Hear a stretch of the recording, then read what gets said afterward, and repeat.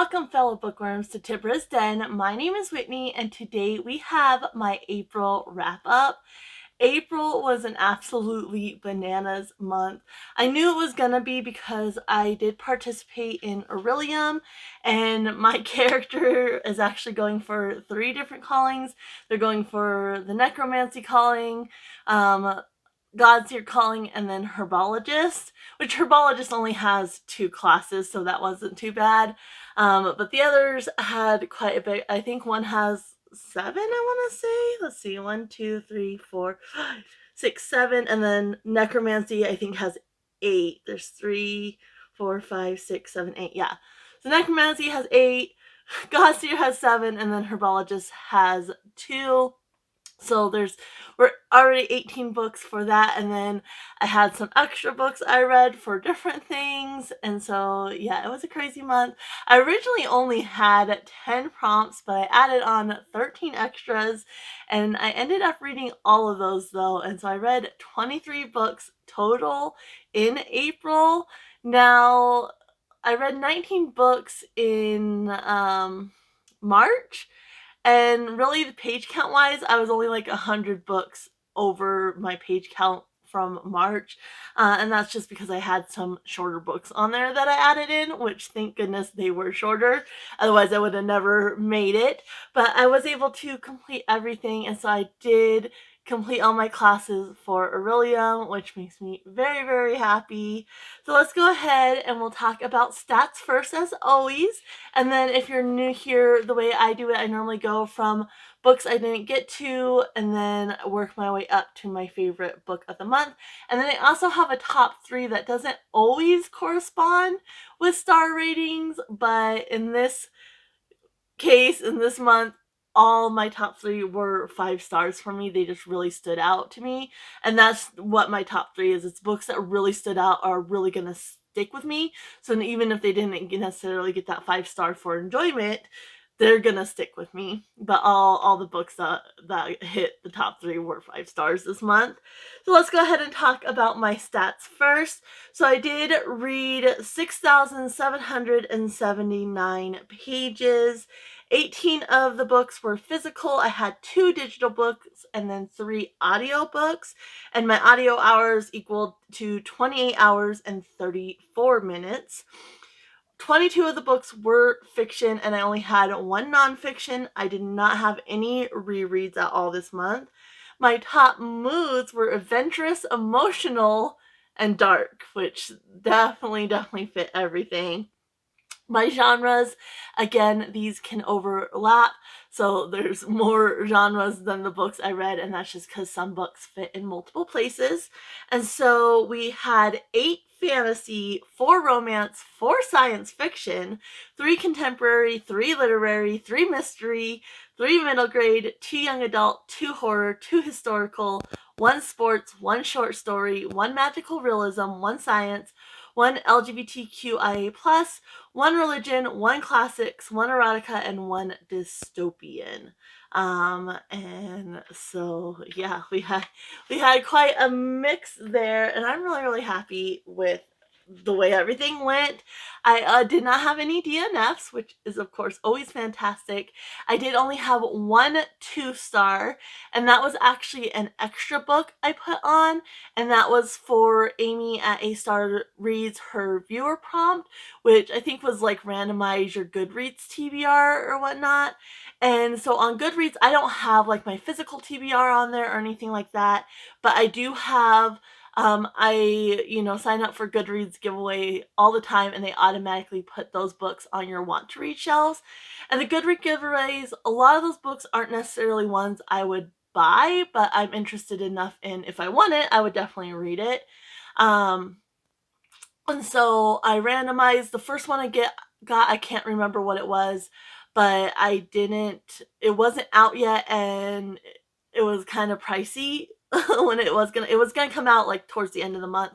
It was kind of pricey, so I re-randomized, and then I got Universality by Natasha Brown, and I got this as an audiobook, so I did listen to it. It had 4 different narrators, and this one, obviously I didn't like it. I only gave it 2 stars, but it was just, I don't even really know. I just didn't like it, and it was like it was weird because what I thought I was getting was only like the first quarter of it, and so basically you have this like commune, and it is COVID, so it's very heavy in the pandemic.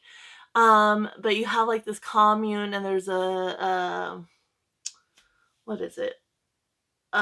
Curfew because of COVID, but these people throw this big party, and one of the people ends up bludgeoning to death a guy with a gold bar, and then he disappears, and so you're following that little part, and then you're following the reporter that was talking to people about what happened. And I thought that was going to be the main thing. You know, this reporter, she's talking to people about what happened, and then the case and what happened to this guy that bludgeoned the other guy to death. But it doesn't. So you're following first. I don't even remember who the narrator was the first time, but it's set in England, but the original narrator did not have it was like an American accent, and so that kind of threw me off. So you're following initially, she's talking to people and trying to get the story of what happened, and she's talking to all kinds of different people. Then you go, and I think you're following the mother of the guy who bludgeoned the person to death. You follow the reporter, and like her life kind of like fell apart, like that was like her one big break, and then nothing. And then you're following the guy who owned the property that had the gold bar. And there was really just no point. Like the first quarter was somewhat interesting, and then the rest, like there was no point to it. I didn't get it. It didn't wrap up like it ends with the mom of the guy, and it didn't really wrap up in a satisfying way at all. Like I just didn't see the point of the book at all. And with the pandemic element, I did not enjoy that, and so it ended up getting 2 stars for me. Then we had 4 4-star reads, and the bottom of that one was an extra for Orilium. One of the classes, Conjuration, was to do a locational summons, and so you could randomize up to 5 countries, and then you had to choose one of those countries and find an author from that country. And so for my necromancy calling and the class Conjuration, I ended up doing Antigua and Barbuda. And if you want to see, I did do a spinner wheel picks my Orilium reading order. And so if you want more information on like the countries I got and more information on Orilium itself, I'll link that video down below. And so for this one, for Antigua and Barbuda, I chose At the Bottom of the River by Jamaica Kincaid. This one it's a collection of short stories, but it just, they did not make sense to me at all. I liked the very, very first one. I thought it was really interesting. That one was called Girl. But the rest of them I didn't particularly like. And also this smells like, I got it from thrift books, and it's very strong cigarette. Like it's fine right now, but like when I was reading it, very strong cigarette smell. So if you know how to get rid of like a odor on books, please let me know. But anyway, this one is just a collection of short stories, and they just did not make sense to me other than the first one. There was a lot about like death and like little glimpses of like everyday life and like mothers teaching their daughters and such. Like that's kind of the impression I got, but the stories themselves didn't feel very cohesive. Like, and I get they're short stories, they're not necessarily going to go together, but I wanted a little bit more cohesiveness because of the way it was written, and it just was very ambiguous, very confusing, didn't make sense. Like I kind of got the impression of it, but I didn't grasp it at all, and I didn't fully understand it at all. And there's 10 stories, and it says Jamaica Contained plunges us into an intensely physical world, partly remember, partly divine, a childhood in the Caribbean, family, manners, and landscape transformed by her haunting visionary style. And I'm not a big short story person anyway, and I just didn't get it. Like the first one, girl, it was like her mother teaching her how to do things, but also being like demure, but you're gonna grow up to be a slut, basically, is what I grasped from it. And I kind of like that, like, oh, that expectation, like, you know, you gotta be like, you know, a lady, but at the same time you're not, you know? And so yeah, I didn't get it. I couldn't grasp it fully. So that was the bottom of the barrel for me. And then my next 3-star was, I had an author, and again, I'll link this video down below. I did an author highlight, and he reached out for his newest book called Bound by Blood, and that was by Sean David Brink. And so he sent me a digital copy of that, and I read it. And there was a lot of errors in it, like a lot of typos or words, you know, spelt wrong. And it was also kind of repetitive as far as like the use of, like, there's a hallway and it was like a serpent's maw and whatnot. Um, and so he also relied a lot on like metaphors and similes and such, instead of like actually describing things. But basically in this one you have 2 brothers, and their mom is kind of loose, you know, a substance addiction, and just goes through men and whatnot. And so they haven't had the best life. And the one brother, they're twin brothers, identical twins. And so the one brother ends up leaving and he ends up joining a cult. And then the other brother, you know, tries to stick it out for a couple of years and then ends up leaving as well and goes to find his brother. And he gets pulled into this cult as well. And there's this prophecy about these 2 brothers. And so the cult wants them, you know, in order to gain power, essentially. But they give them this task to go kill these people at this church.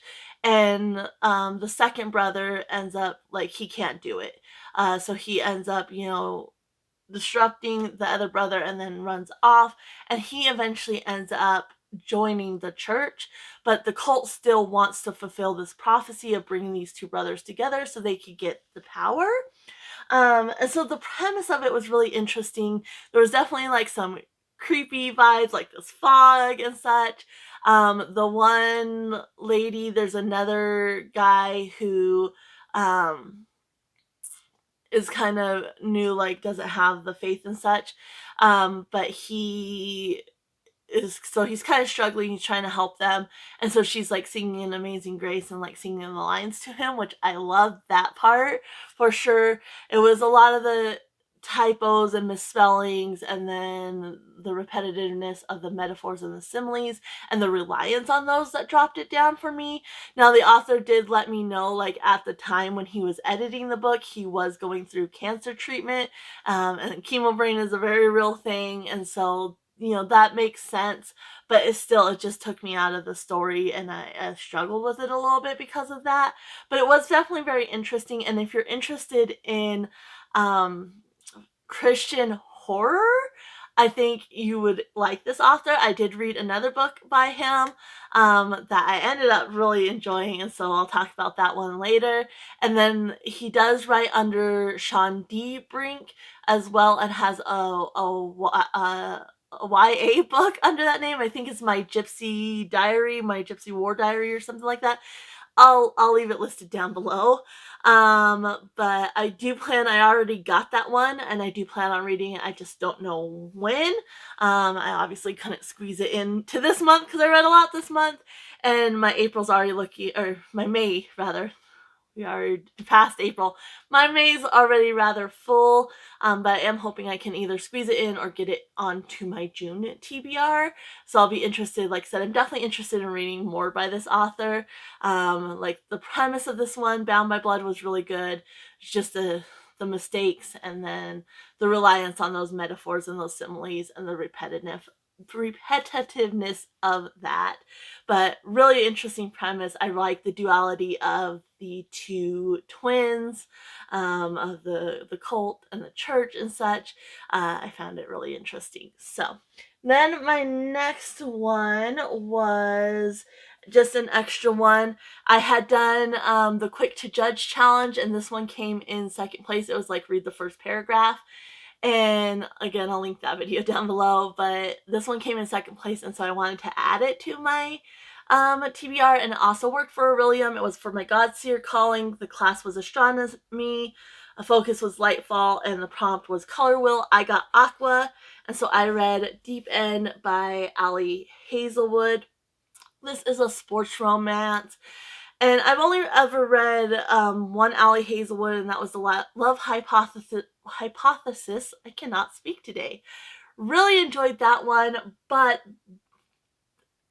I haven't, I didn't enjoy it enough, I want to run out and read the others. I have another one I found, haven't gotten to it yet, but this one, when everybody was talking about it, it caught my attention, and there was a deal on books, buy one, get one 50% off, and so I was kind of looking to see what other book I might want, and so I grabbed this one. And so, yeah, this is a sports romance about a diver who's struggling with, a mental block after an injury, and the swim team captain. And on the back it says a secret that comes out, and it's basically they have darker fetishes as far as intimacy goes, and that's the secret. And so the dive team, I think it's the captain of the dive team, maybe, or just her teammate. Anyway, they kind of develop a friendship, and she's been dating the swim team captain for a long time, but she's not into what he is, and they're talking, and, she's our main character, Scarlett's I'm into that, if you ever want to talk about it or whatever. And so she's like, you two should just hook up since you both like that. She decides she wants to, test the dating waters and go off. And so she breaks up with Lucas. And she's like, you two should hook up since you're into the same thing. And that part was actually fine for me. I know Mimi, again, channel will be linked down below, didn't like that part. She ended up DNFing this. But she didn't think that was very believable as far as that friend just being cool with them hooking up. And to me, I found it a relief that there wasn't that drama, but it frustrated me because that drama does end up coming up later on. And I was like, I really liked how it was handled. They had been dating a long time, and the reason they were dating wasn't necessarily, they love each other, but they're not necessarily in love with each other. And it was just kind of this long, comfortable relationship. And so she was ready to move on and try other things. And I really liked that aspect, and was like, hey, you guys are into the same thing. And so I didn't like when the author went there with the drama, because I found it like a breath of fresh air that there wasn't that drama with her originally dating, him originally dating her friend. I like that. And so when she went there, I was kind of very disappointed about that. Because to me, when I first started reading it, and I didn't realize, oh, he's already dating her teammate and her friend, that's not okay. But I liked the way it was done, and then it kind of went there. Also, this is supposed to be which I do read dark romance, so maybe that's part of it, but it's supposed to be about, their kinks and such, and the author did not really go there, past verbal things. She didn't go there with it. They kept implying it when they're doing their banter with each other, but the author did not go there during the steamy scenes. And I'm like, okay, either go there or don't, which it's a contemporary romance, so maybe she didn't want to get too dark, but she kept implying it, and I think she could have done it, because, our Scarlett's never really done anything like it, and I think she could have done it in a way that it was still not as dark as dark romances, and still for a contemporary audience, but in an exploratory way of trying different things, which she didn't go there. Like I said, there was a lot of verbal dominance with the way he talked to her and such, but she didn't go there as far as those scenes. And so that was like a little bit off, like, and that those kind of things aren't my thing, but like if you're gonna go there is kind of my viewpoint. Like just because it's not for me like doesn't mean I don't appreciate it like for the characters or whatever. And so yeah, that was a little disappointing. There was also this thing like Lucas is supposed to, kind of know what he's doing and such, and they don't want to use condoms, and so they both get tested, and she has her results, but he hasn't given her his results yet, and so they go there without penetration basically, and that it's like you can still get STIs from that. So and he's supposed to be all knowledgeable about this, but yeah, no, no, like you can still get STIs from that. So that was a little bit, and like I said, the drama and the end, I didn't like it. But I really liked like the mental health and the sports aspect of this. I liked that that was a big part of the story, and how and it wasn't like she just had this big breakthrough and she could all of a sudden get past her mental block. She was able to kind of do something. It was a little rough. And then when she tried it again, she wasn't able to do it. And so it was still a process. I really appreciated that process and such. But yeah, just kind of a little bit of a letdown for me. So there was that one. Then our next one, our last, 3-star. Sorry. This one was for a free pick for my game because I had gotten a purple disc, and purple this year is completely free choice. I doesn't correspond with any genre, doesn't correspond with a honey jar prompt, just completely free choice. It was also for my genre-a-thon because it was either to read a book that was from a different culture or religion to your own, or a Christian fiction because, April, I think of Easter. And then it was for my necromancer calling. The class was demonology. It's banishing basics, and it's a book with a missing person. So I went with Life of Pi by Yann Martel. And this one, Pi is lost at sea. And so he's missing while he's lost at sea. And then also you have, his family and such, like, yes, it's presumed they died at sea, but they don't really know what happened to them, so and their bodies are missing. So that's kind of how I went with it for that prompt. And it does. Pi Patel is a God-loving boy and the son of a zookeeper, and he has a fervent love of stories and practices not only to his native Hinduism, but also Christianity and Islam. And so in the first part of the book, you're kind of getting the background, and I really liked how Pi was interested in all three of these religions and how he practiced them wholeheartedly. I really, really love that. And he also has a teacher who I think is an atheist, I want to say. And so I really like that.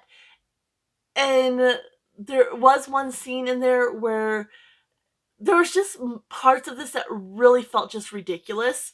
And I just didn't like them. And one of those was his 3 religious leaders that he's, been learning from end up meeting up unknowingly, and they like corner Pi and his parents, but they all arrived at the same spot that Pi and his parents were. It was weird. And I'm like, that's weird. And then they end up cornering like, no, he's a good Christian boy. No, he's a good Islam boy. Or that's not what he said, but he's devoted to Islam. He's devoted to Hinduism. He's a good Hindu boy. He's a good Christian boy. And like they just start kind of bickering. And I'm like, I just found it completely ridiculous. I was like, I can't do this. And so I was like, okay. And then we get to the part where they end up leaving India because of like the political climate. And so they end up selling off the zoo animals, leaving India, and they're on the ship, and the ship ends up going down. And so then he's adrift at sea. And originally he has this zebra, this hyena, an orangutan, and the tiger. And so the other animals end up dying, and it's just him and this tiger, this Bengal tiger, on this lifeboat, and they're lost at sea, and they're lost for like 7 months or something. And I was like, I've read like anything ocean wise is kind of a buzzword for me. And I read Unbroken by what's her name? I don't know. I'll insert a picture though because I can't remember her name. But Unbroken, and it's a true story about people that were lost at sea. But anyway, I like that kind of thing, and I was expecting, with as heavy as the religion was in the beginning, for that to be a big part of Pai's journey as he was adrift at sea, and it's really not. And I wanted the author to go there with that. Like, I wanted that religious aspect, and he doesn't. Like, there's a few like explanations, like when he's like taken by surprise or scared or whatever, he calls out a, like, oh God, or the other names of the other gods and such. But past that, like, it didn't really, like, there was no focus on religion, and there was things that on the boat was ridiculous. Like, the hyena ends up like opening the zebra. It gets very gruesome, so if you don't want animals getting hurt, don't read this book. But the hyena ends up eating the zebra and like eats into its stomach, and the zebra's still alive like overnight. I'm like, no, that was a bit ridiculous to me. And I was like, no, just no. And then there's one point he ends up, which this is going to be a little bit of a spoiler, but I gotta talk about it. So at one point, they're drifting at sea, and like they're getting weaker and weaker. And at one point, both him and the tiger are blind. And there's this Frenchman, like, that's somehow adrift at sea too, and meets up with them. And when you get to the end, you get a different story of what happened. And so you don't know if like the thing with the animals really happened, or this different version, and it's kind of all like a symbolic. You don't really understand that. But still, it was just like, while you're reading the story, you don't know that, and it was just ridiculous. And I was like, I can't. And not having that religious aspect, like, it was so at the forefront of his life before they left India, like, and he's studying all these religions and such. And I was like, where is that? When he's adrift at sea, like, I wanted to see that, like, I wanted that deepness, and the author didn't go there, so it ended up only getting 3 stars for me. Then we had 8 4-stars. So the bottom of this one is the other one for my conjuration class. This was for my gods you're calling though, and again, locational summons. And for this one, I didn't write it on here, but Brunei. And for that one, I found the author Devika Panambalam, and I picked I Am Not Your Eve. And this one is talking about the Tahitian child bride of the artist Paul Gauguin, Taha Amana. And this one is very, again, kind of told like in an ambiguous, disjointed manner. Like, it's not short stories, but it's told kind of like that, and you get a bunch of different narrators, which says, as we listen to Tahamana herself, and other voices in the novel include those of the Tahitian goddess of the moon, a lizard watching from the eaves, Gangwen's wooden mask of Tahamana's face, carved from a sacred tree cut down from the island interior, and then also his favorite daughter, Aline. And when you're from Eileen's perspective and Tahamana's perspective, like, those were for the most part clear, but the other narrators, like, it's not clear who's narrating it, and it switches from first to second to third person perspective throughout, and it's not clear. His daughter is the clearest because it's told in diary entries, and she's obviously talking about her father, so that's the clearest. And they're in France, and this artist goes to Tahiti, and he ends up marrying, Tahamana, and he says she was 13. It's thought she was only 11.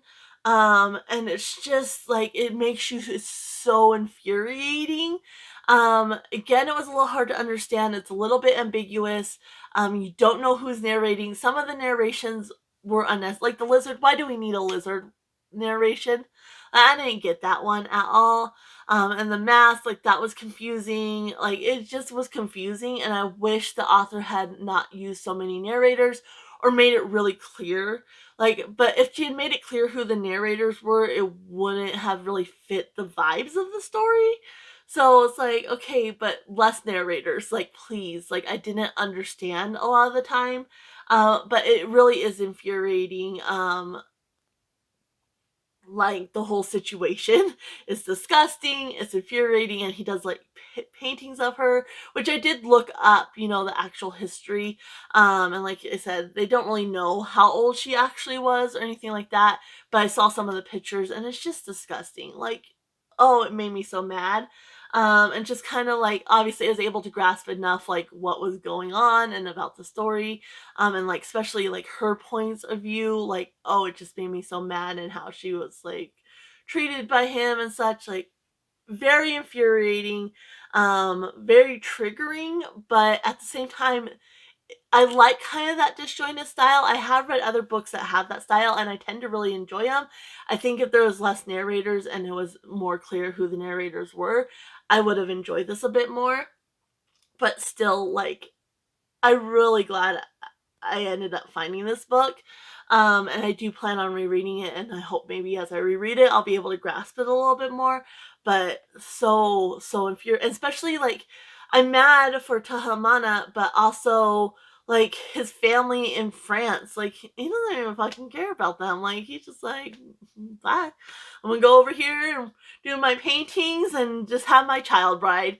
Like, you already have a family, and then she's the same age as your daughter. Like, how disgusting is it? So it just made me really, really mad. Like, it definitely invoked the emotions, which I think it is what it was going for. So there is that one. Then we had another one that was extra for Orilium, and this was for my Necromancer calling. The class was Inscription.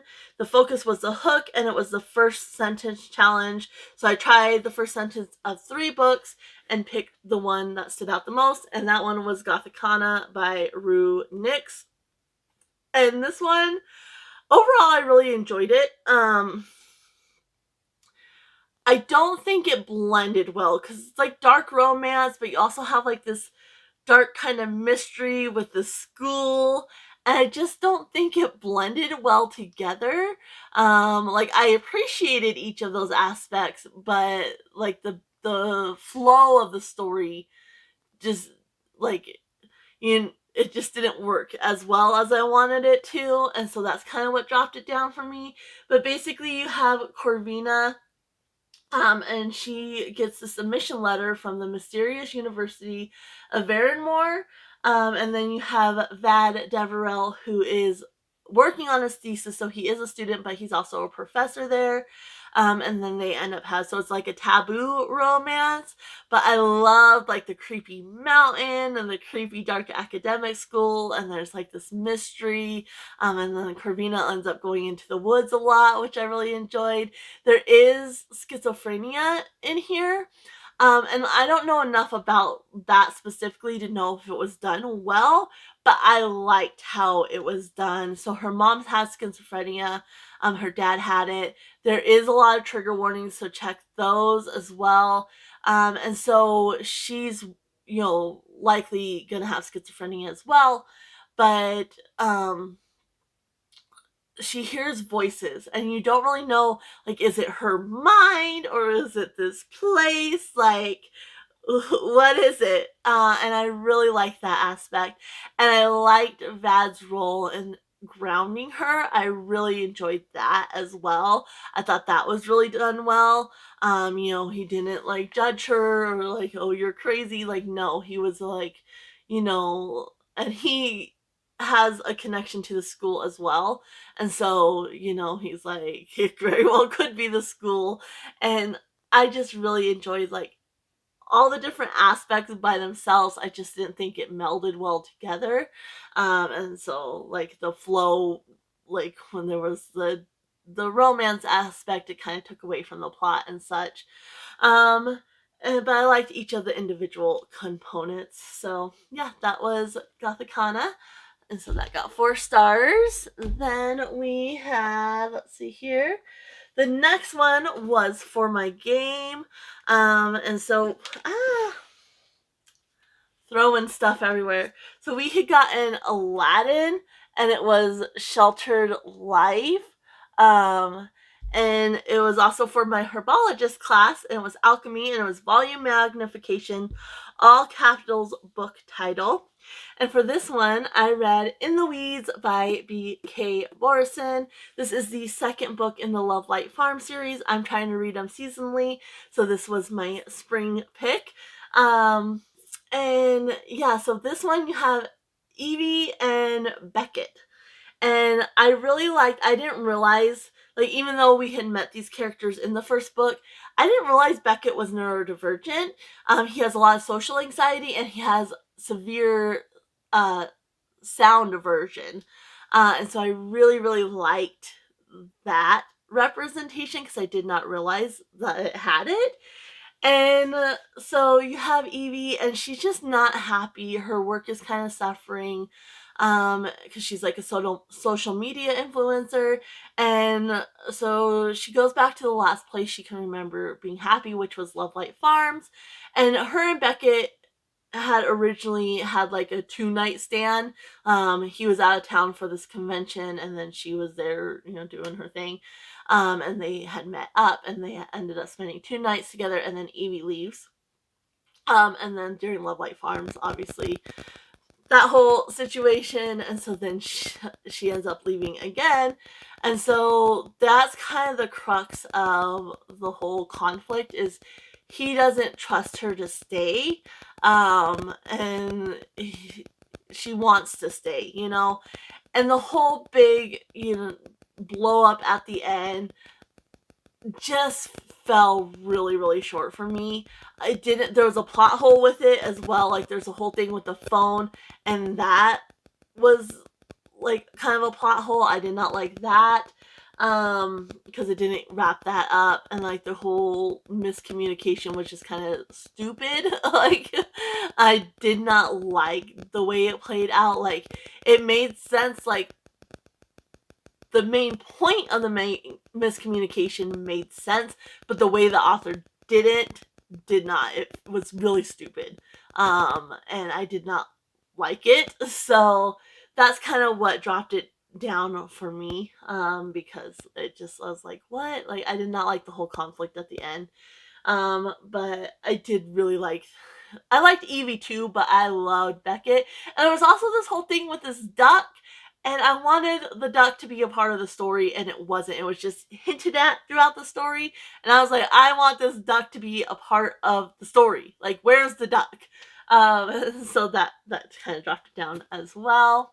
So there is that one. Then we had this one was also for my game. And we had gotten Spirit, and it was the Old West, which I know Spirit's not Disney, and most of my stuff is Disney, but Spirit is one of my favorite DreamWorks movies, and I love the soundtrack to it, so I had to include Spirit in my honey jar. And then for this one, it was My Godseer Calling. The class was Inscription. Again, the hook, so it was the first sentence challenge. And for this one, we went with Into the Bright Unknown by Ray Carson. This is actually the third and final book in the Gold Seer trilogy by this author. I loved the first book in particular because it had the Oregon Trail element. Really enjoyed the second book. This one, I enjoyed it. Don't get me wrong, I enjoyed it, but it just felt unnecessary to me.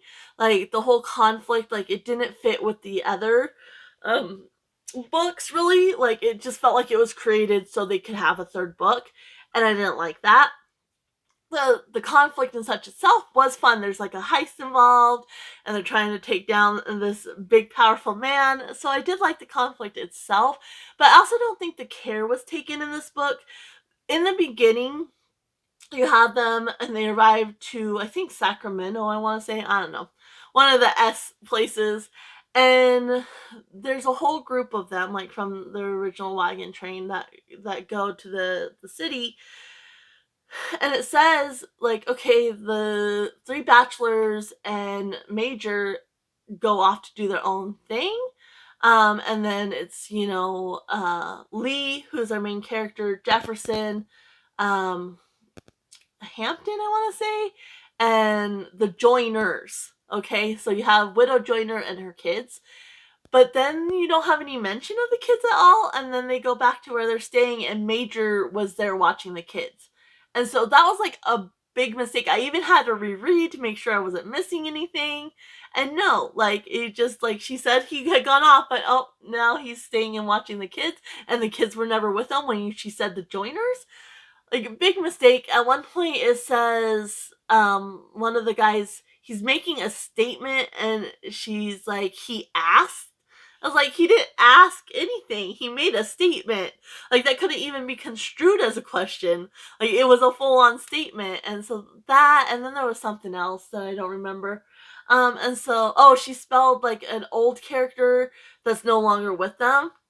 She spelled the name different at one point. And then I was like, wait, I thought it was this. And yeah, she just misspelled, which that was a little one. But by that point, like, the other mistakes had happened, and I was just kind of like, hello, like, pay attention to. And it's more like, I don't necessarily blame the author, like, the editors should have caught these things. I'm like, sometimes I wonder, like, who's editing these books, because, like, that's, like, glaringly obvious, to at least to me. But anyway, so yeah, this one, like I said, I just felt like it was unnecessary with the mistakes and such, and I had to, like, reread to make sure I didn't miss anything. Like, that just kind of dropped it down. I still really enjoyed it. I love the series. Like, the first two books, absolutely crazy about. And this one with the heist element, it was a lot of fun. I just didn't think it was necessary, and I didn't like those mistakes that weren't caught. So there's that one. That's why I got 4 stars. Then let's see here. Then we had the other book by Sean David Brink that I read. And this one I just read on my own, and I did include it with my thoughts on the author highlight. And that's Pets for Legion, again by Sean David Brink. And this one, again, there was typos, not as numerous as Bound by Blood by any means. And the author did still rely a lot on, like, metaphors and similes. But it was such a great premise. So I don't remember names. I'm horrible with names. But you have your main character, and she's at the school where she works, and she sees a student getting assaulted, and everybody's just standing there. So she, like, goes out to save the student. Well, that puts a target on her back. So she ends up, like, basically on the run, because these people are targeting her, and she doesn't know what's going on, like, why people are after her. And so you basically have the guy, and he has a golem, which the relationship between those two was so funny. Like, there was, like, a subtle humor there, because the golem is not intelligent, and the guy that's trying to catch, this woman is, like, so frustrated because he's just a stupid golem. And so it was funny. Like, there was a humor that I absolutely appreciated. I liked because it was more fast-paced and plot-based. Like, the characters, I don't think the characters in either book were particularly strong, like, personality-wise and such, but in this case, they weren't the focus necessarily, and so that didn't weaken the story at all. And then it does kind of shift. So the first part, you kind of have her on the run, and then it shifts, and she also, along the way, she meets up with a priest, and then there's also a police officer that ends up joining them and such. And basically the whole premise is the bad guy, again, sorry, I can't remember names, but the bad guy, he basically, he wasn't treated well by the people of the town, so he kind of wants to get revenge on the people of the town. And so he has Legion, and he's giving them pets, so that way, in return for their strength and the golem and such, to help him enact his revenge, essentially. But it was such a great plot, and it was so, with that slight humor there with the golem, it was funny, and I just had a really, really great time. Said if it wasn't for the typos and such, those really take me out of a story. And they weren't, like I said, they weren't as numerous as in Bound by Blood, but obviously with what he was going through at the time, you kind of understand that. but they were there. And then again, kind of the reliance on metaphors and similes was also there. But it was a really great book. It had 5-star potential for sure.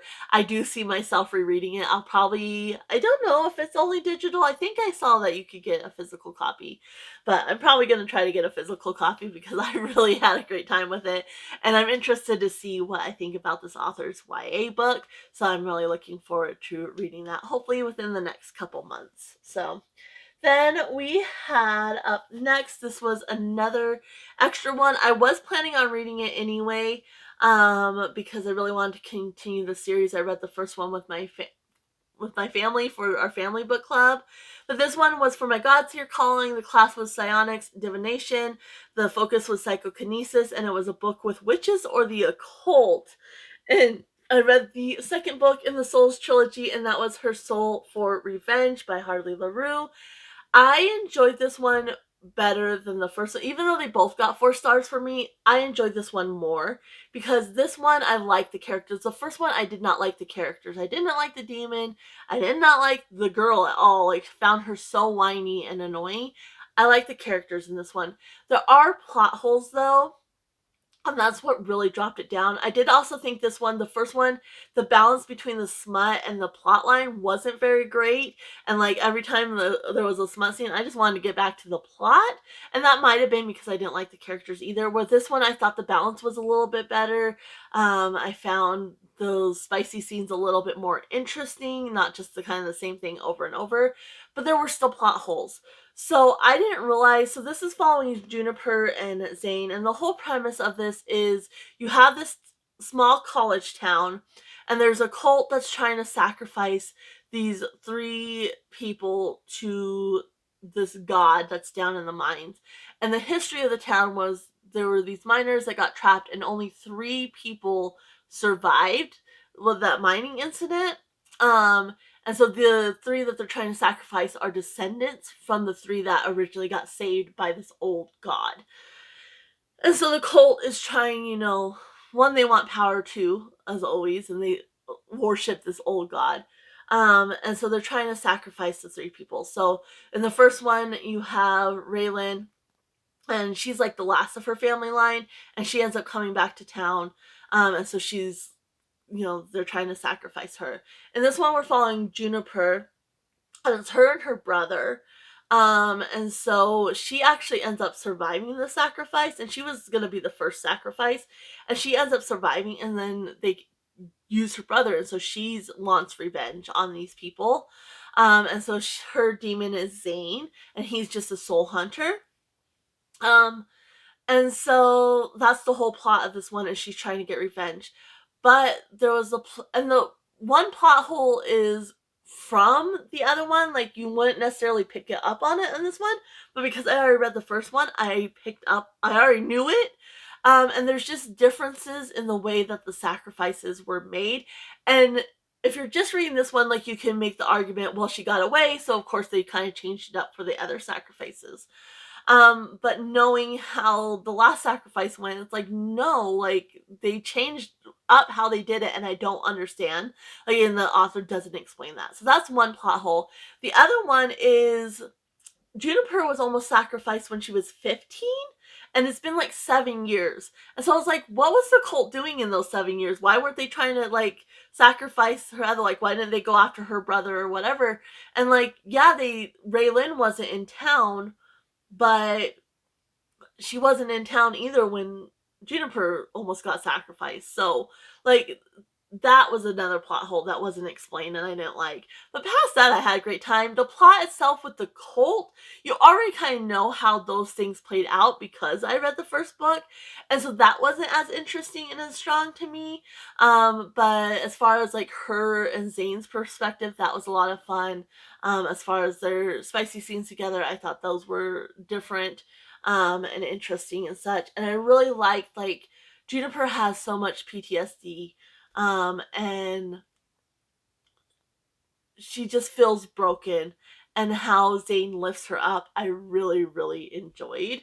And so I'm excited for the last book. I think the last book's gonna be my favorite, because it's the witch and the archdemon, and I think that's gonna be different. And kind of their role in the overall series plot is a bit different than the first two. I think there's still probably gonna be some overlap. We're gonna see what they were doing, but they weren't as big of a part in either book, and so I think they're gonna be very different, their story, and I'm looking forward to reading the third book. So that one got 4 stars as well. Then we have, this one was for a bookworm, and it was loved one picked. And so this one, my husband knew I had read the first book, and then I immediately got these two. And I actually got them from Bree at Four Paws in a book, her Pango store. And so he knew I wanted to really read this. This also worked for my necromancer calling class with spells and incantations. And it was spell copy paste, word from your last book title. And so the word I used was a bit easy, but the placement really worked. So the last book I had read at the time was The Songbird and the Heart of Stone, and I chose The Archive of the Forgotten, and just kind of the placement and the flow of the titles I thought really matched well. And so this is book 2 in the Hell's Library series, and this one, like, the series, like the premise and everything is just so perfect, but there's just too many point of views, and the flow is not there. And I had a really hard time with the first one because of that. Not a really hard time, but a hard time really kind of getting into it when it shouldn't have been, because I loved everything else about it. And the same thing here. I did not enjoy like the plot of this one as much. So basically, these books, you have our main character is probably, I would say, Claire, and she's Hell's librarian for the Unwritten Wing, which is where books that were are basically just ideas and were never actually written go. But books are kind of sentient in a sense, and so they kind of get restless, and their characters can come out, like they can bring a character to life. And so in the first one, she ends up going after this character that escaped, and when she's out looking for this book and trying to catch him, she's confronted by an angel because he thinks she's looking for like this codex. I think I said in my Orilium spinner wheel video, I think I called it a tome because I couldn't think, but it's this codex, and it's very, very powerful. And so she's like, I wasn't looking for it, but I am now. And so they go on this adventure, her and a bunch of like her apprentice and the character from the book and the courier, and this other demon that's like in charge of the arcane wing and such. They go on this adventure trying to find this codex, and it's so good, like everything about it. In this one, it's more central to the Unwritten Wing and the Arcane Wing itself, and something happened in the last book that damaged some of the books, and so now there's this strange ink, and so they're trying to figure out like what makes up an unwritten book and try to discover like what this ink is. And so there are a few scenes where they kind of go off, but for the most part it's more central to the library and the arcane wing. But it was so interesting. Like, I love the premise of these books. It's just like you have too many narrators or point of views, and it just, the way it flows isn't quite right. It's like very like, you start really getting into it and then it changes point of view, and like, okay, so you kind of have to shift. Then you start getting into it, changes point of view. And so I wish it was like that, because these would totally be 5 stars for premise and plot, and I love the characters. Like, the characters themselves are really interesting, but I don't think like this one, I think we have 4 separate point of views, and it's just, we don't need that. Like, it ruined the flow of the story, and so it's kind of frustrating. But I still really love, like, this is a top series, even though so far the first 2 each have gotten 4 stars, and I'm assuming the third's gonna be the same. It's still a top series for me because just the premise of it and everything, I absolutely love it. This would have worked for Kim, because I also participated in Kim's Expedition Through Pages, the TBR Trail the Quest game. And this is the only book, like, I didn't read it in time. I read it, obviously. I just didn't read it in time. My brain was so tired, I ended up listening to an audiobook and playing World of Warcraft instead of pushing and getting this read because my brain was tired. And like I said, because it was kind of choppy, like, I just didn't feel like pushing. So that was a little sad, but I got all the other prompts fulfilled. It was just that one because it was a book about books. But yeah, love this series, even though it's not quite 5 stars for me. Then our last 4-star, which again, kind of frustrated about, but this was, we had gotten Merida and it was medieval times. And this was for my Godseer calling, again, demonology, banishing basics, a book with a missing person. And for this one, I had chosen Bloodmarked by Tracy Deonn. This is the second book in the Legendborn cycle series. The third book is out, so I can't wait to read that one. And I was hoping for a 5-star because with the first book, the first half I struggled with, but then once the story really picked up, I loved it. Like, the ending was 5-star, even though the first half wasn't, which is why the first book got 4-star. This was the same. The beginning, I appreciated the recap, and I liked the way the recap was done, but the writing is just overly explaining, like, the magic and such. Like, it's just overly explaining things, and it really bogs it down. And that was, like, the first, like, 150 pages. The next 100 pages, you start getting into the story, but I didn't particularly like it, and then it takes off. Like, the story takes off, and I love the last half of this book. And so it'll be interesting to see, like, I'm assuming the third one's going to go the same way, where the first half I just, like, struggle with, and then the second half is, like, perfection. I think it's going to go the way, but there is a kidnapping in this one, and so that's kind of the premise, is they're trying to go after this person that's kidnapped. But basically, this is based on the Arthurian legend, which is why it's medieval times. And so you have our main character, Bree, and in the first one, she gets into the early college education program, and while on campus, she's seeing, like, these creatures, and she catches Selwyn, she catches him fighting one of the creatures and such. And so she ends up kind of infiltrating this secret society, and there's a connection with her mother there, and she's also trying to kind of discover what happened to her mom. So you have that connection. I really like the duality of, like, the power of, you know, the Arthurian line and all that kind of magic system. And then there's also, like, root magic, which comes from, like, her ancestry and such. I love that. And in this one, you kind of have this crossroads element, which was perfection. Like, I had a lot of books that dealt with, like, religion, and then, like, demons and such this month. Like, it was very heaven or hell this month for sure. But I really like the root magic system and, like, the ancestry. The way the author weaves that into these books is perfection. The Arthurian magic and such, like, it's fine. I've never been big on Arthurian books, which is why I hesitated to read this for so long. The only reason I had the first one was because I found it at a thrift store. But I'm really glad I ended up picking these up because, like I said, the first half, like, it really takes the author a minute, like, she overly explains. But once the author gets into the story, like, the stories are so good. The characters, I really love the characters. The way this one ended, like, I am so excited to read the third book. So, yeah, that one, like I said, it was so close to being 5 stars. If it hadn't been for the beginning, it would have been a 5 stars for sure. But now we are on to our 5 stars, and we had 10 of those. 10 5-star reads, which is fantastic. Like, we had a really great month. I mean, just wonderful.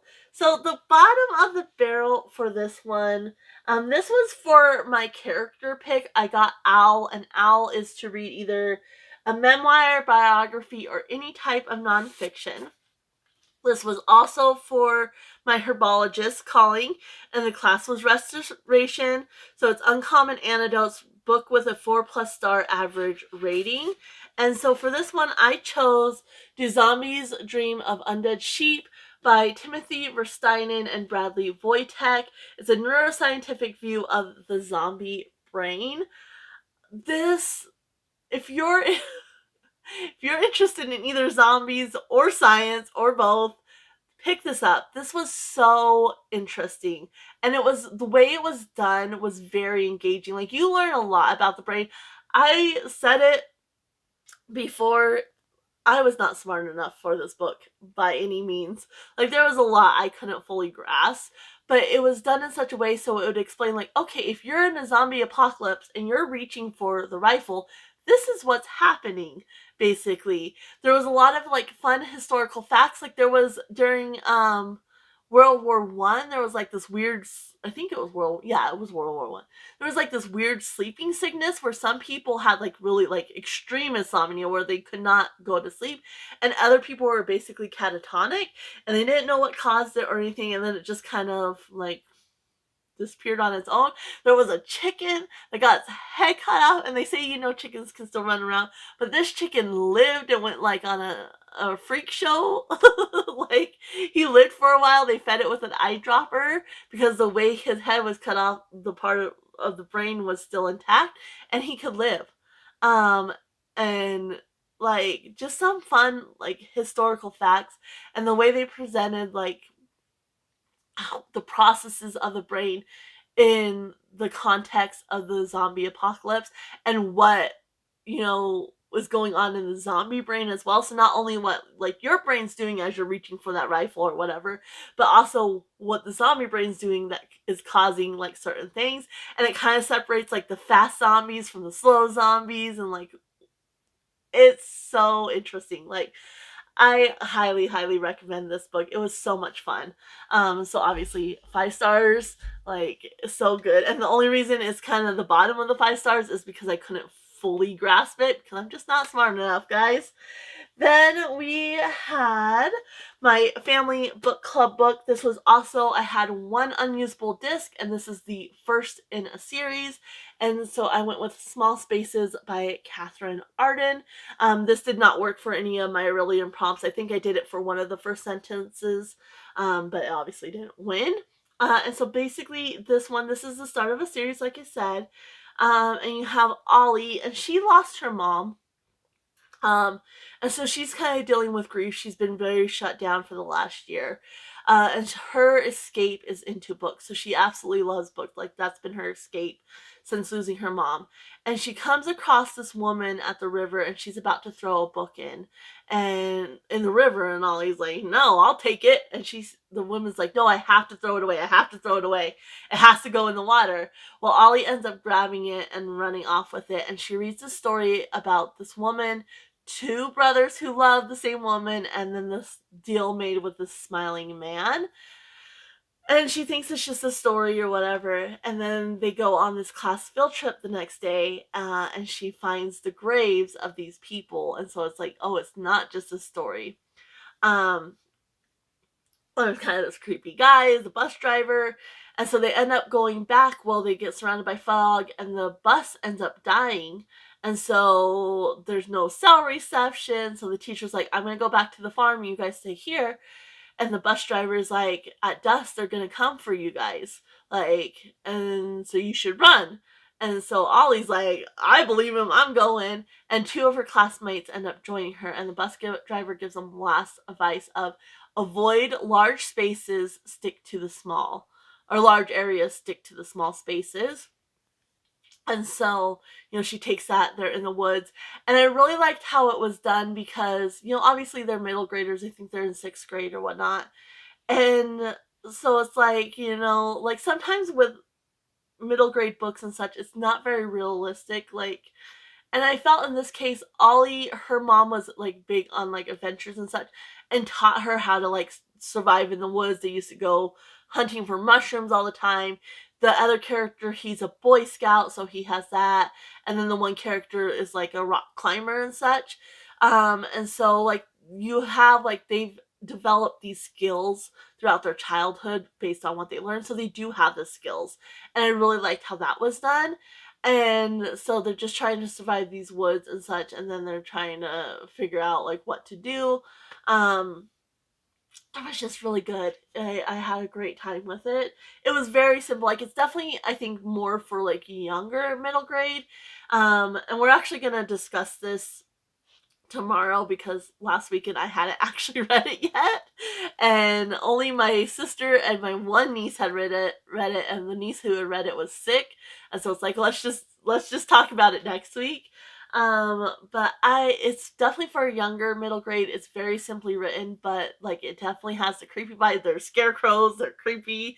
It has the creepy vibes, and I really like kind of the combination of the grief, and then like the plot, the fun plot it had. Very, very fun. I had a really great time. I'm definitely planning on continuing that series for sure. Then we had this one. I don't think I was able to get to into my game, but it was a series pull, and this was for God's Your Calling. Class was Restoration. Again, Uncommon Antidotes, book with 4+ star average rating. And for this one, I read Insignificant Events in the Life of a Cactus by Dusty Bowling. This one, again, another middle grade. So good. I love the disability rep here. I also like it's in the Southwest, which is where I'm at. There's like a focus on tarantulas, which I am obsessed with tarantulas. I love tarantulas. I watch tarantula videos. When I'm eating a good piece of food, I do my tarantula happy dance because tarantulas, when they get fed, they do this little happy dance and they shake their little tushies, and it's so cute. So anyway, I love tarantulas. But I was surprised by this one because it had a good plot as well, and I thought it was really well done. So this one you have Avon, and so she was born without arms, and her parents end up moving her to Arizona. Well, they all moved to Arizona, and her dad and mom are gonna run this. What is it called? A stagecoach pass a rundown Western theme park in Arizona. And so she's kind of struggling, like, at her old school, like, they grew up together, so all the students kind of knew about her and whatnot. Where this new school, like, people are looking at her and such. So she struggles to make friends, but she does make friends with this one boy, and he has Tourette's. So there's Tourette's. I like that you have like a physical disability and then the mental or a neurological disability. And then there's also a boy who is kind of an outcast because he's overweight. And so he doesn't have a lot of friends either because of his weight. And I like that you had those three different examples of why people are kind of outcasts. I thought that was really, really good. Um, and so that was fun. And then there's a little bit of a mystery that they're trying to uncover as well, which was fun. And I really enjoyed that. And kind of the reason, because Avon is adopted, and so there's a connection there, and kind of the reason for that connection, I really liked. Like, it made sense. And so I really appreciated that the author, like, explained that and why, those connections were there. I had a really great time with this one. I'm actually reading, it's a duology, and I will be reading the second one in May, so I'm excited to finish up the duology and see what I think of that one as well. So, really great book, really great disability rep. So I think it's a good one to pick up. Then we had, this one was for, it was 101 Dalmatians, and it's a dog pick. And so I had landed on sci-fi, so I gave my dogs 3 sci-fi. I don't remember which dog it was. This was also for Necromancer Calling, Restoration, Uncommon Antidotes, book with 4+ star average rating. And for this one, I read Leviathan Wakes, which is the first book in the Expanse series by James S.A. Corey. This one, I listened to it. It was so good. Like, I had such a great time. Like, I did a deep clean because we've been getting crazy winds, and so I did a deep clean and I listened to it. It's a 20-hour, 56-minute audiobook. I listened to the first day 9 hours, a little over 9 hours of it while I cleaned. And the only reason I stopped listening to it because I felt my mind starting to wander. But it was so good. And my husband got home and I'm immediately telling him about this book. Like, I was chatting him up. And then I listened to the other 11 hours, some odd minutes and all in one sitting. I just wanted to finish it. I will say I enjoyed the first half a lot more, like, because it's kind of like you don't really know what's going on. The second half, I didn't fully grasp like all the political players and their roles, but basically you have Holden, and he's the XO of an ice mining ship. And they're on their way back, and they get a distress call, and so they're the closest ship, and so they end up going to answer this distress call, but the ship is just there's nobody there, and so they don't really know like what's happening. And the distress beacon though is not from the ship. Somebody had planted a distress beacon, and while they're on the ship, there's him, like the engineer and her guy. I think there's a pilot and the doctor. So there's 5 of them on the ship that went, and then the main ship, the Canterbury, is still off, and they're getting targeted by these missiles, and they think it's just a pirate, and the pirate's just gonna come board them. Well, they end up getting torpedoed with like a nuclear blast and completely disintegrated. And so they're like, what the heck's going on? And so the Holden's a bit of like impulsive, and so he ends up spreading this broadcast to them, and it's like, you just killed a bunch of innocent people, yada yada. So anyway, it's really interesting. And then you also have, and so they kind of go down this rabbit hole, and people are like targeting him the whole way down, and they don't know what the heck's going on. Then you have another one, Miller, and he's on this like, I don't even remember, like a rock, an asteroid city. But he's a detective, and they're part of a security force from Earth. Like their bosses are from Earth essentially, and so they're out on the belt. And Earthers, like the inner planets don't get along with like the Belters and the outer planets essentially. Um, and so you have Miller, and his boss puts him on this case to find this missing daughter of one of their CEOs, essentially. But the whole thing is they don't actually want him to succeed. And in the end, what is it called? I feel like detection. um, his work ends up bringing him and Holden and his crew together, and they kind of combine. And then it gets very kind of political, and like the different factions. You have the Belters and the OPA, which is like this rebel group, and then you have Mars and you have Earth. And like I said, I didn't fully quite grasp all that, but I really liked Holden and Miller. Miller in particular was a very, very interesting character, because you don't realize at first, but he is like a functional alcoholic, and so you don't realize that at first, and that's kind of affect his work and such. And then like his connection with this girl and kind of that rabbit hole, like he's a very, very interesting character. And I enjoyed Holden and his crew as well. There is kind of like this zombie biological warfare element in here as well, which was really interesting. And I'm looking forward to continuing the series. We did watch the first episode of the show. I didn't particularly like it as much because they like very up the dramatics. And like just kind of like the infighting with Holden and his crew was like way worse. I was like, that's not how it was presented in the book. Like I didn't appreciate the added dramatics, but really, really good.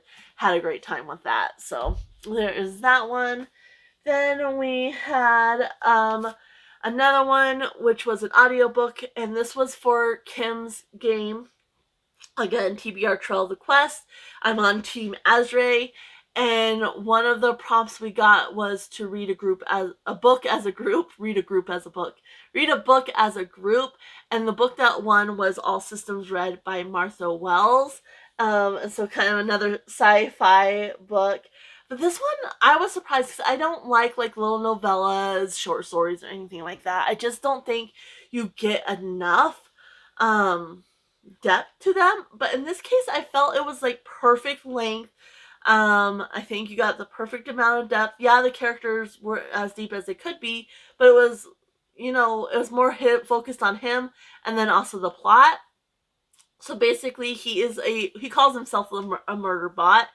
And so he is sent to this group who are surveying this planet, like the scientific group, and he's supposed to protect them and such, that is surveying this planet. But he has hacked into his own system, and all he really wants to do is watch like soap operas, basically. And so he's hacked into his own system so he can do that, not be caught and such. And so he kind of half works enough that they don't suspect anything, but he can kind of do his own thing. Well, there's a lot that keeps happening to the scientific crew, and it's like there's something more going on. Like, you're not just this unlucky. And so they kind of go down the rabbit hole of trying to discover like what's up, like why things are not going as they should be going, essentially, like why they don't have all the information on the fauna on this planet. Like the ship autopilot turns out off right as they're about to approach a mountain, like just weird things like that. And so they kind of go down this rabbit hole to discover what's going on and why somebody's trying to sabotage them and kill them, essentially. And so yeah, it was just like the plot was really good. It was fully fleshed out. I like the characters. Murderbot is funny. They are very, very funny. The other side characters were enjoyable as well, and I just had a really great time with it. Like, I'm definitely planning on continuing the series. I was pleasantly surprised by how well it was done. So then let's see here for this one. This was an extra for Orilium. Again, Necromancer calling, class with shapeshifting. Focus is miniature dragon, so a dragon in the title, on the cover, or in the story, which this fits all three. I chose The Dragon with a Chocolate Heart by Stephanie Burgess. This was so cute. Another middle grade. I love this. So basically, you have Aventurine, and she just wants to explore the world, but her family, her and her brother, are confined to the caves where their family live because their scales haven't hardened, and it's like 30 years for a dragon's scales to harden. So she's like, I can't stay in this cave for 30 years. Like, and she's like, I'm tough. Like, I'm a tough little dragon. And so she ends up leaving the cave despite, being told that she needs to stay in the cave. And she's gonna I'm gonna hunt and bring back like this awesome meal for my family, and then they'll see that, I'm not a baby that needs to be confined for the cave. Anyway, so she goes and she comes across this human, but he's cooking hot chocolate, and she smells the chocolate. She's like, what is that? Like, that smells so good. He's like, I'll make it for you. Well, he's a food mage, so he makes her the hot chocolate, but she ends up being turned into a human. And so she's like, well, shoot, what do I do now? And she sees her grandfather, but her grandfather doesn't recognize her. And so she ends up going down the mountain, and she ends up in this town. And the food mage somebody mentioned something about a chocolate house. And so she's like, a house made of chocolate? Great. Like, I want to find that. Not realizing, like, it's not a house made of chocolate, they make chocolates. But so just like the slight humor there of her not fully understanding, and then like the human thing, she doesn't quite get it and such. And like their dress is all drab and she wants colors. And so she ends up finding there's 3 chocolate houses in this town, but the first 2 are very snooty. And she ends up finding this last chocolate house, which is struggling because the chocolatier is kind of hot-headed. Like, she doesn't like let anybody in her kitchen, and like she has very high expectations, and so she doesn't cut corners or anything like this. And so they end up bringing her in. Well, the last apprentice was like the mayor's son or whatever, and she kicked him out and like yelled at him and whatnot because he tried to cut corners. And so they're kind of targeting the chocolate house. So they're trying to save this chocolate house from, the unfair targets and whatnot. And then at the same time, her family is also trying to find her. And so generally dragons avoid the cities, but they're trying to find her, so her family's trying to find her. So you have that plot as well. And I just thought the way the plots were done, they were done very, very well, and the way they were spaced out and the flow of it was really great. I loved the humor. I thought that was really enjoyable. And you have the adventuring also doesn't understand, she just kind of feels like she's making mistakes and a failure and such. And so there's that aspect, and she kind of has to learn, it's okay, just because you make a mistake doesn't mean you're a failure or whatever. And so she's kind of really learning to come into her own as well. And then you have the trying to save the chocolate house, and then you have trying to save the kingdom from the dragons, plus her wanting to get back to her family and such. And it was just it was really well written. The flow was nice. You had that humor from her being a dragon and not really getting humans and such. And then the chocolate aspect, oh, I love chocolate. Any baking or food making or whatever in a book, I'm gonna enjoy it. So this was a lot of fun. And I think there's 2 more books. I think it's a trilogy. So I'm definitely at least gonna pick up the next one. Then let's see here. So the next book we got was a bookworm, and it was a booktube pick. And so this one, and then it was, let's see here, this was for my necromancy calling. The class was animal studies, raccoon studies, still a book from another TBR. And so obviously I had stolen it because it's a booktube pick. And so I took this from Samantha Donovan. She's doing a Red Rising read along this year, and Being Daphne, who is doing it with her. And so I read Morningstar by Pierce Brown. This is, I think it's a 7-book series at this point, but originally the first 3 were a trilogy, and then they've expanded from there. So this is the 3rd book of the original trilogy, and this one, so the other 2 books I believe I gave 4 stars, and I ended up giving this one 5 stars because I still don't like the whole military warfare tactic type thing is not really my thing. But this one, just more so than the others, had so much heart and emotion. And oh, it killed me. I really love this one. So this one is all about Darrow. And he's a red, which is the bottom of the barrel. The golds are the highest, and then you have the reds at the bottom. And they're under Mars, mining and such. And they're told that they're doing this so eventually humanity can live on Mars. But what they're not told is humanity is already living on Mars. And so his wife ends up singing the song that's a rebellion song, and gets murdered, and then he gets recruited by this rebellious group to become a gold, and he gets completely transformed into a gold. And each book is very different. The first one, they're at this institute where the gold children go, and basically they kind of fight and such, and learn warfare and whatnot, and then they go to different houses and whatnot. So there's that one, and then the second one, you kind of have this academy, which again is kind of more warfare, but it was more him in the gold political system.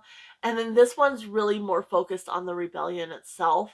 And like I said, there's so much heart. And this writing, I originally wasn't sure I wanted to continue the series. I did end up getting the next book, but it just causes me so much anxiety because while Dara lives, obviously, because he's our main character, in the meantime, you don't know what's going to happen to Darrow.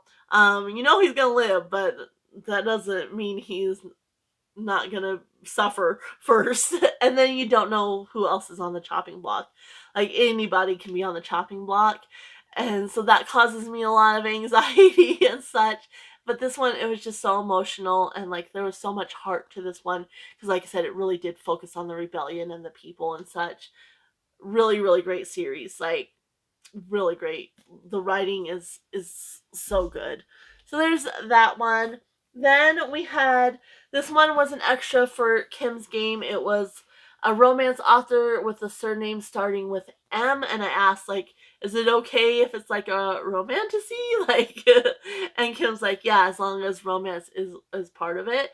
And so I read Air of Fire by Sarah J. Maas. This is the third book, I want to say. Like, 1, 2, 3. Yeah, the third book, but the fourth one I'm reading. And this one, the Throne of Glass series, I am just obsessed with. So, like, I'm gonna be reading Queen of Shadows in May, and Empire of Storm should hopefully be here soon, and I'm hoping to get that on my June TBR. Regardless, I'm reading them because I'm just obsessed. And it's funny because I read Akotar. I only read that first book though, and I just wasn't a fan. I was like, yeah, I'm not really interested in this author. But so many people talked about Akotar, and I know I've heard that it gets better as it goes, but just based on the first book, I have no interest in continuing. And I found the little prequel novellas, The Assassin's Blade, at a thrift store, and I was like, well, it's a thrift store, like, I can give her another try. I loved it, and then I've been going down my Throne of Glass journey ever since, and I'm just obsessed. This one, you really see a shift. And so you basically have Selena, and she is in jail after the events of the prequels, and she gets pulled out in the first one to compete in this competition to become the king's assassin. Like, the different people have different champions basically, and she gets pulled out by the prince to become, to enter this competition and become the king's assassin. And so that's the premise of the first book, but then it just takes off from there. There's so much more going on. There's kind of like this dark evil that's happening. There's kind of like this ancestry line that's happening, and it's just so good. And I follow these twins, Brooklyn and Bailey, which they're very big. So many of you probably already know about them, but I follow them, and this is one of their favorite series. And they actually got a tattoo, and it's To Whatever End. And that comes up in this book. I'm just like, now I get it. I get it. Like, that line, I'm just like, oh my gosh, I'm obsessed to whatever end. And I can't wait to see where the series goes from here. It's been such a wild journey. Like I said, this one, there's a big shift. And she's actually in a different part, like in a different kingdom.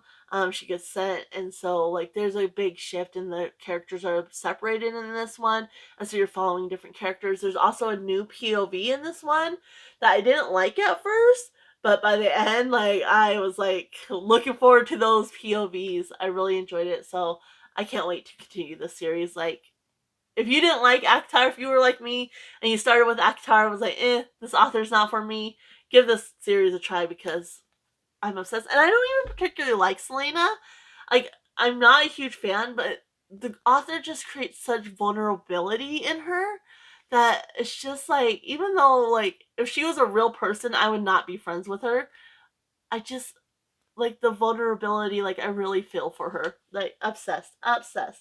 These next two books, I had a hard time placing them. So this next one I ended up with, I had it for a bookworm, and it was the 90s. This one was published in 1996. This was for my Necromancer calling. It was for lore, The Song of Ages, and actually both of my top two were for lore. So Necromancy, Song of Ages, musical term in the title.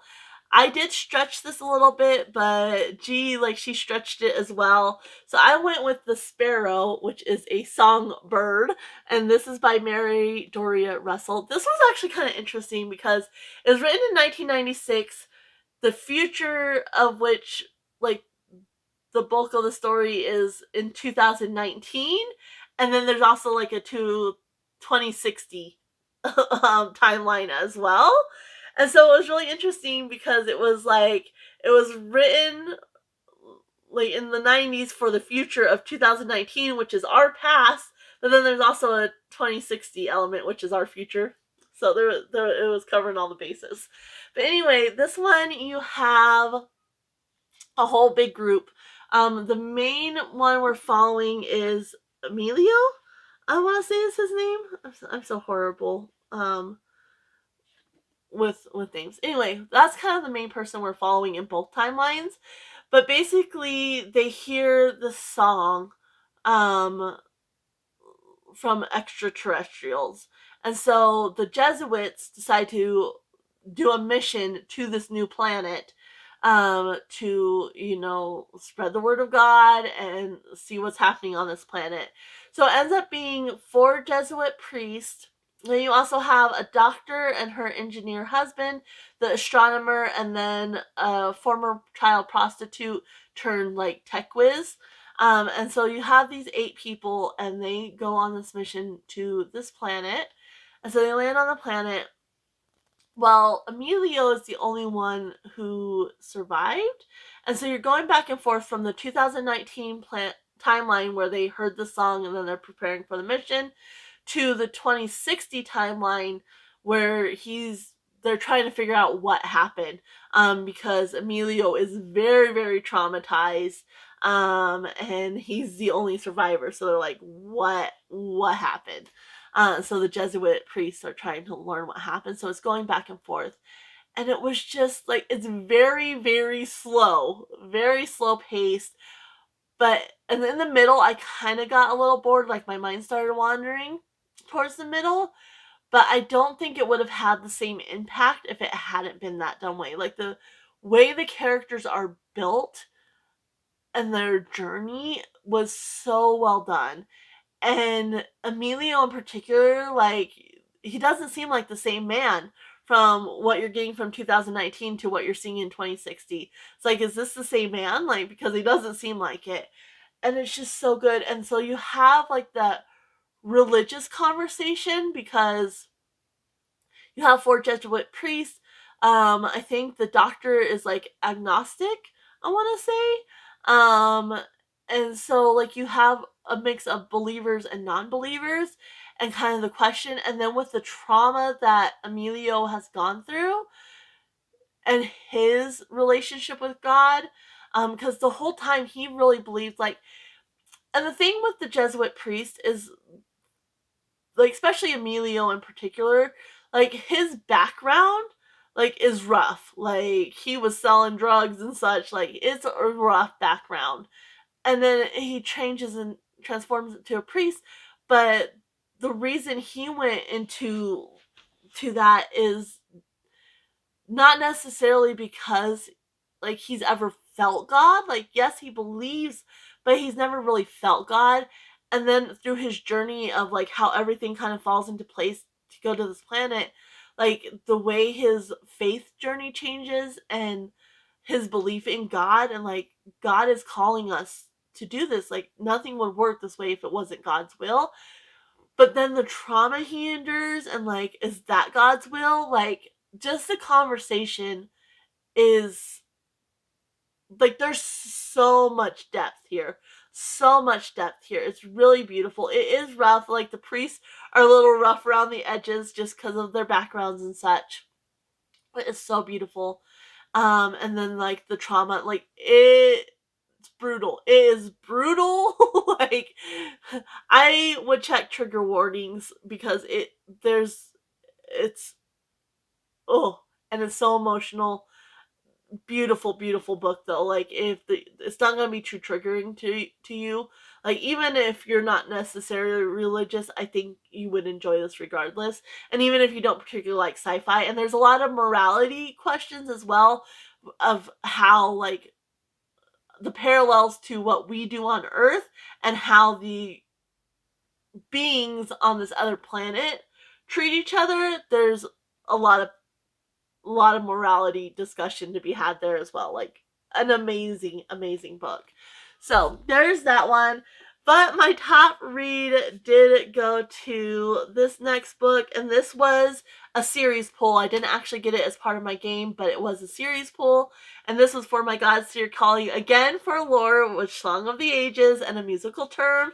I did go for another songbird, and I went with the bear and the nightingale, which nightingale being a songbird, and this is also by Katherine Arden, so I read 2 Katherine Arden books.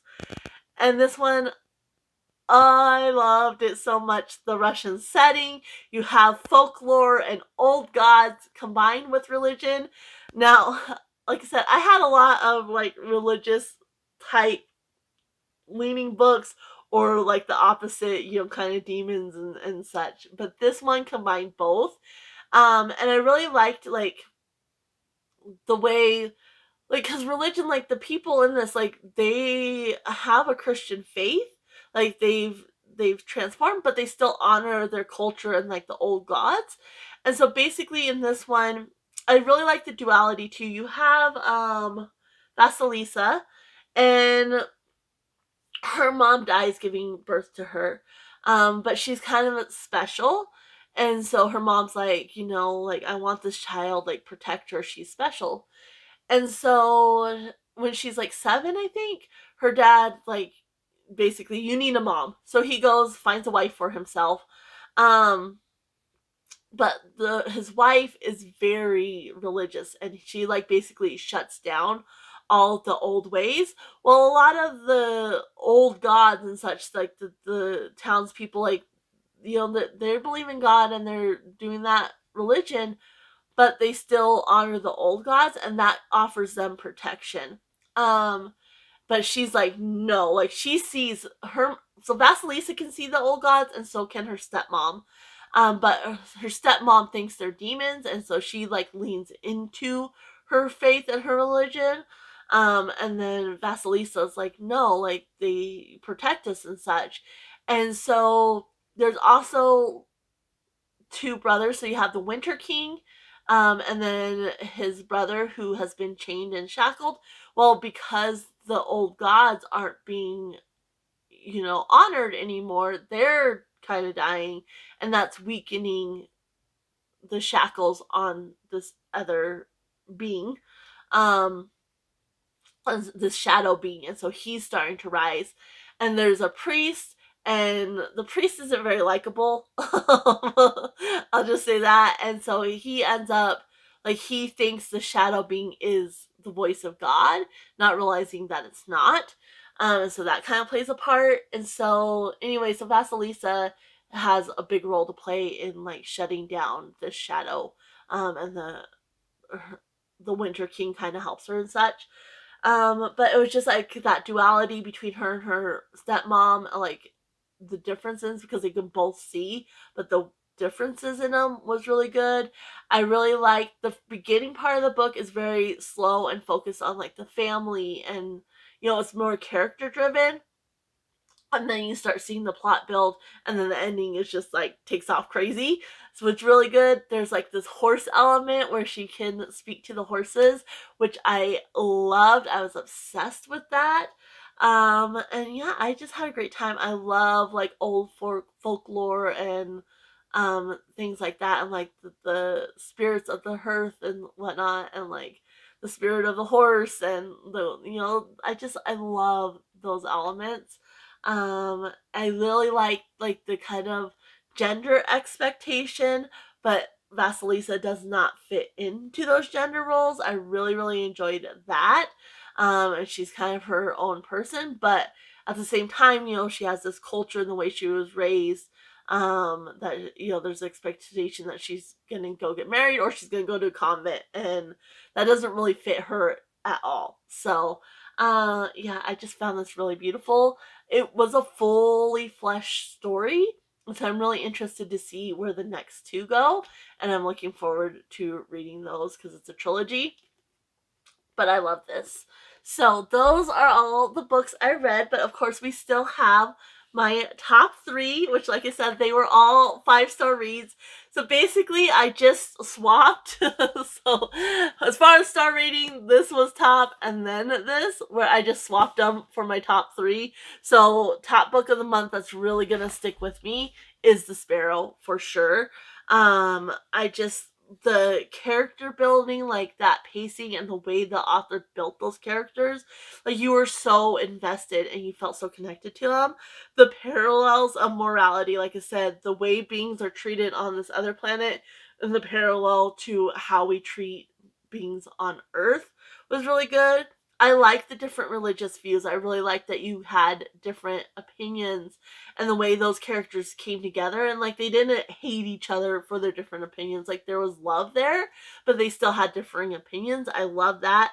And the trauma that Amelia goes through and that relationship with God because of that. Like that was, it was heartbreaking, but it was, there was a beauty there as well. The next one, of course, is Bear and the Nightingale. The Russian setting, like I said, I love Russian settings in books. Like I just, it really hits the mark for me. I love the folklore and the combination with the religion, like the way those were combined in the book. I really enjoyed. I love the family relationships, like the way Vasilisa, her brothers are together, her sister, the also her father, her and her father's relationship really reminded me of the beginning of Ever After, which is one of my favorite movies. It has Drew Barrymore in it. I mentioned it before. I watch it most of the time. Like I'll go a couple weeks without watching it, but a lot of times I'll watch it multiple times a week to sleep to. Like I love it. But the relationship between the daughter and father there and the relationship here, I really enjoyed that. So just all the family relationships, and then the horse aspect, like anything where she can talk to horses and they play a big role, like I'm a fan of. And then the last spot of my top three actually goes to the zombies' dream of undead sheep. I love the little unknown historical facts, things I didn't know, like the chicken and that sleeping sickness. I love the way they use the zombie apocalypse as examples, like not only like what's going on in your brain as you're doing, to grab the rifle or whatever, and what's going on in the zombie brain as it's like, why is it like lumbering and such. I really like the way they use that. And I like the humor. Like there was a humor there that made it really lighthearted and fun to read. So those were my top three. I know this video is crazy long, but I read 23 books and I had a lot to say about them too. So if you stuck around this long, thank you so much. I would love to know if you've read any of these, if you're interested in reading any of these now that I've talked about them, or what your favorite book from April was. I would love to know that down in the comments below. If you don't know what to comment, or you just want to let me know you're here and you're supporting the channel by commenting, you can always leave a rabbit or any type of animal emoji, maybe some type of songbird. You can leave that down in the comments below. I'm going to go ahead and leave you guys here. Happy reading, everyone. Bye.